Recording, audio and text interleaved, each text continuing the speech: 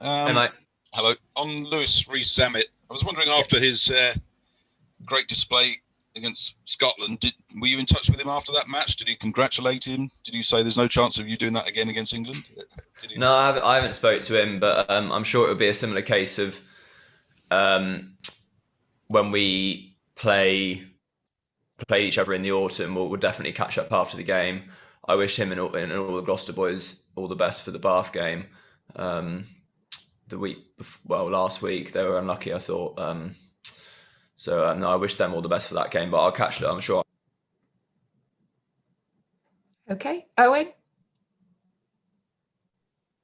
Hi, Johnny.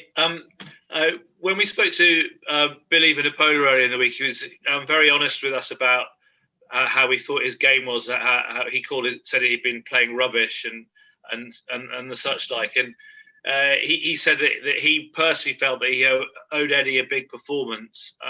Is that a sort of a feeling that's reflected around the squad, do you think? I feel like we're aware that we haven't shown the best of ourselves yet.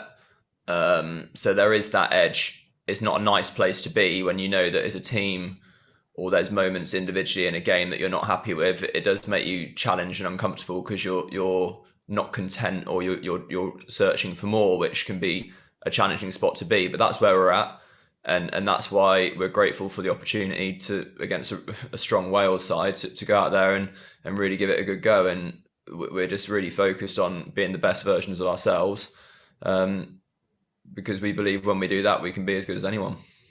Yeah, there was some speculation, I guess, as there always is, about whether there would be changes in the team for the Wales game. But Eddie's very much stuck with the starting 15 at least that he picked before. I mean, do you feel that you kind of as a group been given a chance to put things right, if you like? I don't know if I've expressed that right, actually.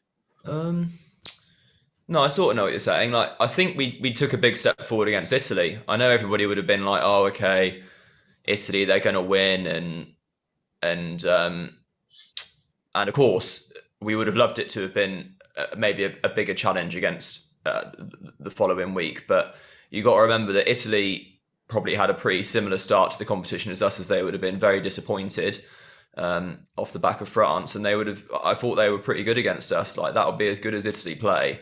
That they're still a very good team. We did put a good game up against them, and it wasn't. Of course, it wasn't perfect, but there was a shift. I think maybe you couldn't see it. I certainly felt it and saw it out there. There was a shift in terms of the way we wanted to go about our game and the way we wanted to attack and have a mindset to go at them. Which probably has been creeping up on us because if we're honest, we have been working hard on our attack. We have, and it wasn't quite right in the autumn. But when you've got a very dominant set piece and a brilliant defence, you can get away with winning games, and it sort of got brushed under the carpet. You play against Scotland, and all of a sudden, for whatever reason, your set piece is a little bit off, your dominant defence is a little bit off, and you need another part of your game to shine through and get you out of the trouble or find a way, which was our attack, and it was poor. Our attack was poor against Scotland, and that's what really shone the light on it, kind of thing. And it was a bit of a moment where we got smacked, and it was like, oh, okay, that's where we are, kind of thing. And there was a shift against Italy, and we just want to keep building on that now. As tough as a week it was against Scotland, it's going to be an experience that's going to make us better. And the other thing to say is that these teams are good teams. Like we play in the autumn against Ireland and France and Wales and obviously we played against Scotland just now. They're good teams. Like very very good players, competitive teams, and you've seen how tight all the other scores are. It really is a tough competitive test match every single time you play. So we're not being too hard on ourselves, but I feel we've made a definite step forward, but we've got to build on it. Thank you. Okay, I'm really sorry, Dan, you've missed out again. We've only got like 1 minute left. So quick question for Duncan, and then Johnny's got to go get on the bus, I'm afraid.